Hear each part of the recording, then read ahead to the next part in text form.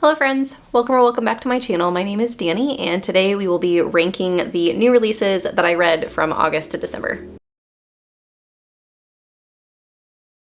I've been keeping track of the new releases that I have read this year, and so I ranked the books, the new releases that I read from January and through July. I will link that video in the cards as well as in the description, so you guys can check that out if you would like to.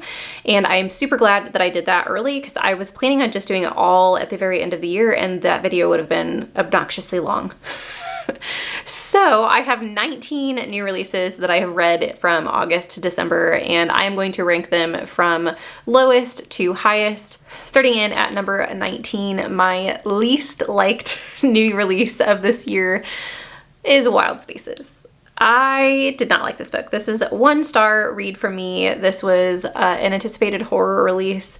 You follow a young boy who is 11, I believe, and his estranged grandfather comes onto the scene and some weird things start happening to him. This isn't good. I wouldn't recommend it. It's only 122 pages, but I still wouldn't spend my time reading it. If you would like to see why, I will post the vlog that I actually did for this book so you guys can see that. Coming in at number 18 is House of Roots and Ruin. This was a 2-star read from me. Wild Spaces was a 1-star if I didn't say that. So House of Roots and Ruin was the second book in the Sisters of Salt series, and I just did not like where it went. House of Salt and Sorrows, I gave 4 stars, and I really enjoyed where it left off. I thought that it left off at a really interesting place that could have been continued, and that's not what this author chose to do. The series follows a family of 12 daughters. The oldest 3 daughters die off, and there are people who have been spreading rumors essentially that this family is cursed. And so you follow one of the daughters in the House of Salt and Sorrows and figure out, whether or not they are cursed and what's happening. In the second book, you follow another one of the sisters, and I just don't like it. The romance in it was, I felt very forced, and I did not like the fact that there were so many questions in the first book that were not answered in the second book and not addressed. And there was a time jump as well, and a lot of the details from the time jump were not filled in. I did not enjoy this book. I will not be continuing with the series. Next, coming in at number 17 is the first 3-star. I have a lot of 3 stars, and I will say that the 3-star reads, some of them could definitely be mixed up because I don't really have strong opinions on them, which is why they got 3 stars. But the first one that I'm going to mention is Greymist Fair. I buddy read this with Nala, and this book has some really interesting characters in it, specifically Dr. Death, and this is really fascinating. But Dr. Death is not the main character, which is one of the reasons I probably rated it a 3. You essentially are following some stories that are going on in this town that there's a road that goes to the town, but no one ever takes it, and the town kind of gets forgotten about. And there's some magical things that are happening within the town. There's some deaths that happen, so you follow that mystery. The characters, you get to hear about the side characters as you're learning about the mystery of the deaths, and you're learning about this town in general and why this town has kind of this magical feel to it. And this was supposed to be, is a retelling of some of the Grimm's brothers fairy tales, none of which I had read before reading this. And I absolutely loved the character of Dr. Death, but he was not a main character and not the main focus. I just was a little let down by the consistency of the story and how it was wrapped up. Number 16 is How Can I Help You? This was another 3-star for me. You follow 2 librarians, both of which have a past that you learn about throughout the book. You are jumping back and forth between their 2 perspectives.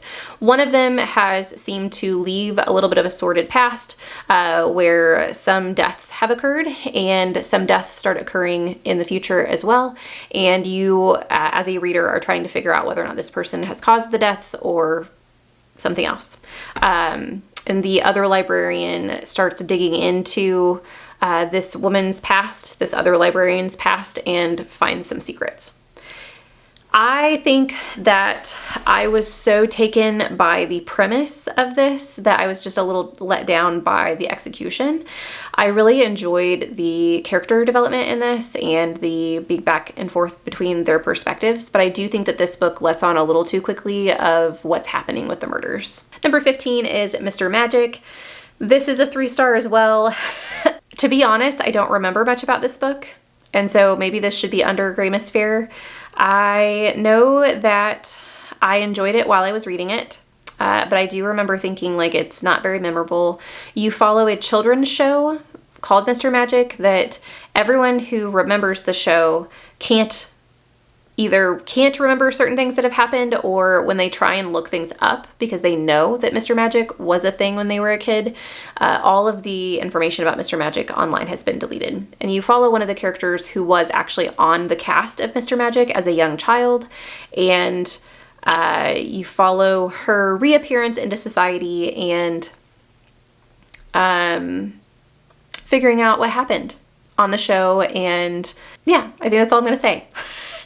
As I've talked about it, I did remember parts of it, and I did think that it was really entertaining, but there were definitely some letdowns. Number 14 is a recent read, and that was The Assistant to the Villain. This book was another 3-star for me. I did enjoy this. I thought it was fine, but I think I just wanted more from the story. You follow a woman, I can't remember her name, who runs into the villain while walking home one evening in the woods, and essentially gets offered a job to become the villain's secretary because she is down on her luck and needs the money, and she takes it.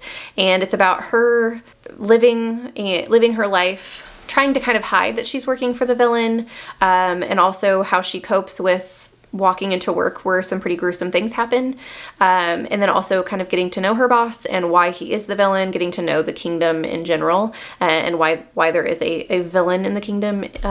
And I thought it was fun, but once again, I do think it's a little forgettable, and I think I wanted it to be darker. I think I wanted a little bit more character development. It seemed very surface level to me. And yeah, I'm not sure if I will continue on with the series. I didn't hate it. I thought it was just fine. But it's definitely not something that lives with me forever. So if I am going to read the second one, I'll have to read it almost right when it comes out. Number 13 is Inkblood Sister Scribe, and this was another 3-star. I kind of feel the same way about this book. This is very forgettable. I can tell you that you follow 2 sisters, one of which is constantly moving around. She is told that if she does not move around every year, so once a year on a specific date, she must move from her home and set up shop somewhere else. And every single year she has to do this. The other one lives at home where no one comes and visits her. She really lives in isolation, and she has magical wards that she sets up that protect her home to where no one can find her. And you have a third character that you read about as well, where you actually learn about the library and the scribes in this book and these magical books that exist. The magic system is very dark, which I did enjoy, but I just didn't care about the characters at all. I had a really hard time connecting with them, and yeah, I just think it's a little bit forgettable. Next, moving on to the 4 stars, coming in at number 12 is Weyward. This book was not what I expected. You follow 3 POVs, all of which are connected to the Weyward cabin. What I would consider the main POV is in our timeline, and she is running from an abusive relationship, and she takes refuge at Weyward Cottage. And while she is there, she learns about her family history and the other women who have also lived at Weyward Cottage at some point in time. My favorite character from this was Agnes. I can't remember the character's name. I think it was Agatha.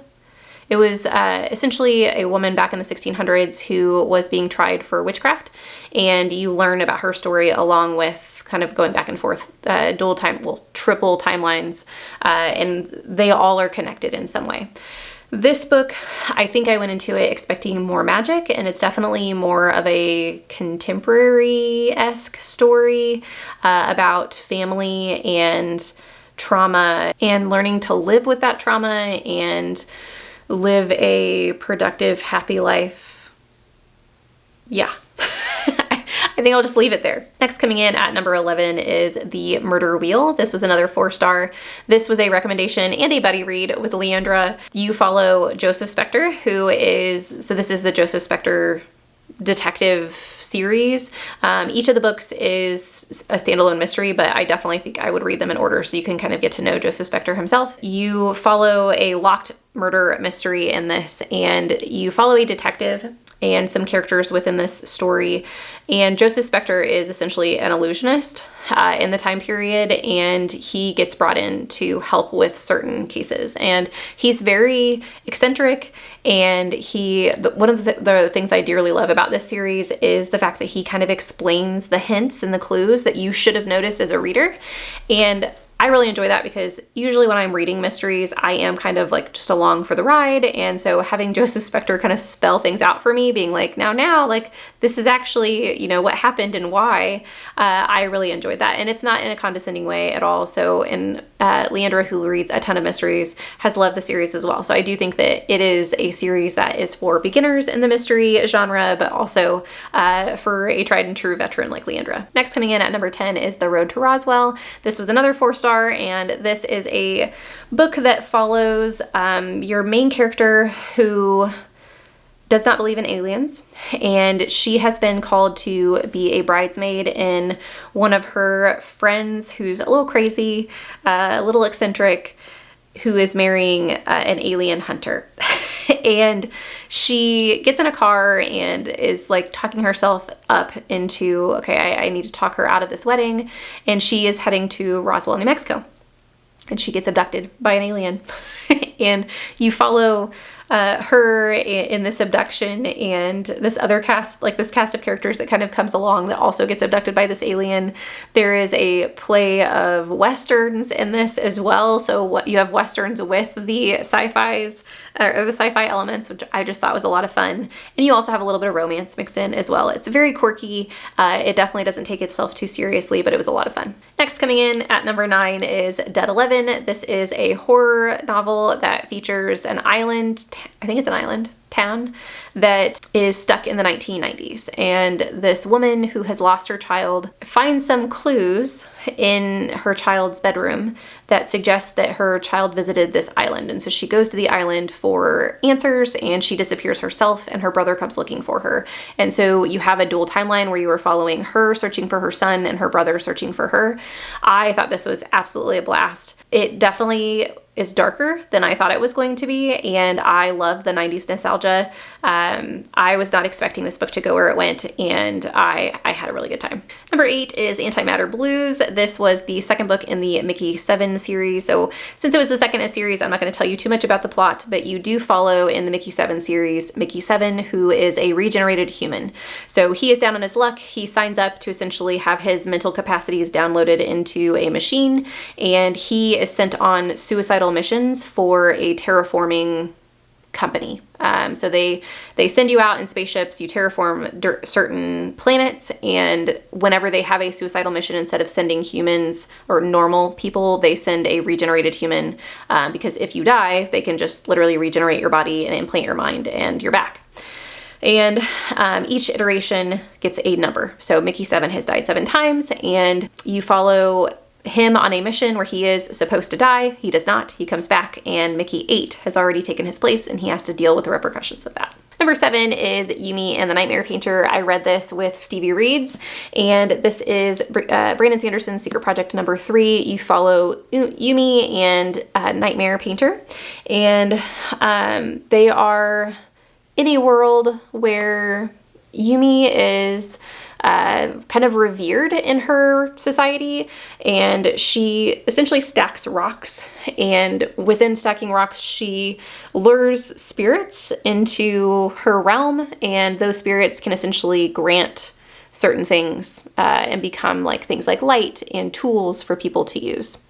And then Painter is also someone in his world that helps. He paints nightmares to prevent the nightmares from haunting people in the real world. So nightmares can actually exist and attack people and get into their thoughts. And so he can actually, whenever he sees one of these nightmares, he can paint them, and those nightmares get essentially sent back to where they originally came from. And he is kind of looked down upon in the book. They are both isolated characters, and you follow their story, how they connect. It is also a love story between the two of them. Number 6 is The Dead Take the A Train. This is a horror novel, and you follow the main character, Julie, who is in New York, in a very grungy version of New York. She is in a world where monsters exist, and she is in the part of the human society that understands that monsters have to be dealt with. So there is like a subsects of humanity that don't realize that monsters even exist, and she is in the part that does, and she works to get rid of them and protect people. But she also is trying to get into the quote-unquote magic scene, where she can get paid more for doing what she does, because currently she kind of does peon work, and wherever she can get work. She gets herself kind of tied up into some things that are a little bigger than she anticipated, and this book is a lot darker than I expected. There is some body horror in this, actually quite a bit of body horror in this. I mean, you can tell by the cover a little bit that it's going to be a little graphic. But I thought it was a lot of fun, and it is a series, so I can't wait to continue with this whenever the next book comes out. Next is number 5, which is The Hanging City. So this is another 4-star for me. I thought this was going to be a 5-star. I thought this was going to be another all-time favorite. I absolutely loved the first 2/3 of this book. The last 2/3, it kind of fell short for me. So you follow in this book a woman named Lark, who is running from an abusive father, and she takes shelter in the mythical troll city of Kagmar. And she at first does not know if this troll city actually exists, and she goes to essentially seek shelter and ask for refuge, and finds out that the city does exist, and she gets to live among the trolls. And they have a very different society. Within the first 2/3 of the book, you get to see about the functionality of this city. The city literally hangs from a bridge. You get to see how they cultivate their food, how they get fresh water, how they live under this bridge because they don't really ever go outside of the bridge, how they deal with the monsters that are living in the canyon where this bridge exists. There are so many facets of this book that are just absolutely lovely, including the characters. You get to know some of the trolls that Lark ends up living with within this city, because the city does have a very limited amount of space because it's in a canyon. And you get to learn about the caste system that happens in this troll society and how they interact with humans, how humans have interacted with them, because in the past humans and trolls have not gotten along, and there are still some grudges being held. However, the last third of this book, I think the pacing was a lot faster than the first 2/3. You definitely skip over some pretty important events, I think, and in my opinion, in the last third of the book. There are some decisions being made, and there is a war that is had, that a lot of things are done off screen and you're just told about them, which I thought was a little disappointing. I still think that this was a great read, and I do plan on buying it for my collection because I do want to relive in this world. I absolutely want to go back to Kagmar and learn about this. I would absolutely love it if the author would make another book in the series. I do not think by what the author said in their author's note that they will, but I would absolutely love to live in Kagmar again. So I will add this to my collection. I wish that the last third of the book would have lived up to the first 2/3. Coming in at number 4 is The September House. This book took me by storm. This is the first 5-star read on this list, and this is what I would call quirky horror. So you follow a family in this. I believe the main character's name is Margaret, and Margaret and her husband, yes, Margaret and her husband have bought this Victorian manor, and they have essentially it's like their dream home, and they bought it at a really cheap price because there were some known deaths in the house and they didn't care, so they decided to move in, and they very quickly realized after moving in that the house is haunted. And it seems to get worse in September. And so within September, there are a whole bunch of really gruesome things that happen in the house, and you follow Margaret essentially being okay with it and saying, like, this is my home and I'm not going to leave. And yes, these things are going to happen. They're scary. But I'm just going to deal with it because this is my home. And her daughter comes to visit her in September, and her daughter does not realize that she's been living in a haunted house, I think at that point in time, for multiple years. And she essentially tries to hide these hauntings from her daughter. I absolutely love this. I thought it was fantastic. It's fast-paced. I know a lot of people say that there was a lull in the middle, but I did not find that. I was entertained with every page, and I absolutely loved the main character's attitude towards it. She was funny. The backstory for some of the characters in this book is hard-hitting, and then also because of the way that Margaret is reacting to it, it's lighthearted as well. I want to reread this. I went and bought it after reading 10% of the book because I knew just from the writing style that it was going to be one of my favorites of the year. And this author, this is a debut author. Hopefully it will focus. And I will be reading anything that this author puts out because I thought that this was fantastic. Number 3 on the list is Thornhedge. I've talked about this on my channel. This is another 5-star. You follow a character named Toadling who is a frog, or she can be a frog. She is taken when she is very young as a baby and taken into the world of the Fae, and you get to learn about her backstory. You also get to learn about her present, and why she is protecting a tower and trying to prevent people from getting to the tower. So there's a little bit of horror elements in this. Toadling's character is so freaking sweet and absolutely love her. I would love a sequel to this and to know more about Toadling, and just really to live in this world again. I don't think I want to give any more because it's a very short book and I don't want to give anything away. But if you haven't read Thornhedge and you like fairy tale retellings, this is a dark fairy tale retelling of Sleeping Beauty. Okay, the last 2 books on this list, I debated for so long on which one to put on top, and I'm still not sure that I made the right choice. You can see my books back here falling because that's where they came from. So I don't know. I'm having like an existential crisis about which book I chose to be first. So I'm just gonna go with my gut, and I'm gonna keep it like this, but I really want to reread both of these, and so maybe I will have a different opinion when I reread them. Okay, here goes. Number 2 on my list is The Book That Wouldn't Burn. I did an individual video for this, so I will link that in the cards as well as in the description. I reserve the right to change my mind whenever I'm doing my top books of the year with these 2, because I do still think that I need to think through some of the things that I loved about both of these. But anyway, that's neither here nor there. That's for another video. That's future me's problem.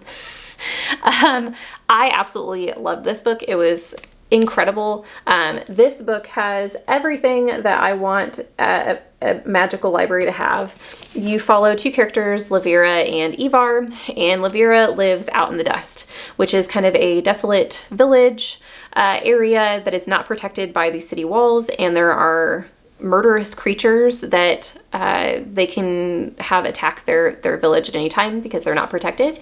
And you also have Ivar, who at the very beginning of the book, you find out that he lives in a library, and he's lived in this library his entire life. He cannot get out, and he is trying to find a way out of this library for him and his family. And you get to see their 2 characters and their 2 storylines interweave and how they end up connecting. The plotting in this book, so I talked about the plotting of N.K. Jemison's book in my series wrap-up video that you guys saw. This book, the plotting in this was absolutely phenomenal as well. Beautiful writing. The library in this is fantastic. If you guys have read Piranesi, the library reminds me of the house, or was it called the house? The cave that Piranesi lives in at the very beginning, that's just so massive and has a whole bunch of different rooms. That is what the library in this reminds me of. I absolutely love this. I want to reread it. The second book in the series comes out in April of next year, and you better believe that I am pre-ordering that sucker because I'm reading it as soon as it comes out. And the top new release for 2023 is The Will of the Many. Once again, the book that wouldn't burn was very, very close second, so I could definitely see like myself in a different day putting them in a different order, but I absolutely loved both of these books. This one in particular, I loved the magic system in this, and the world building, the hierarchy that is set up in this book, and how the magic system affects society and the people in it.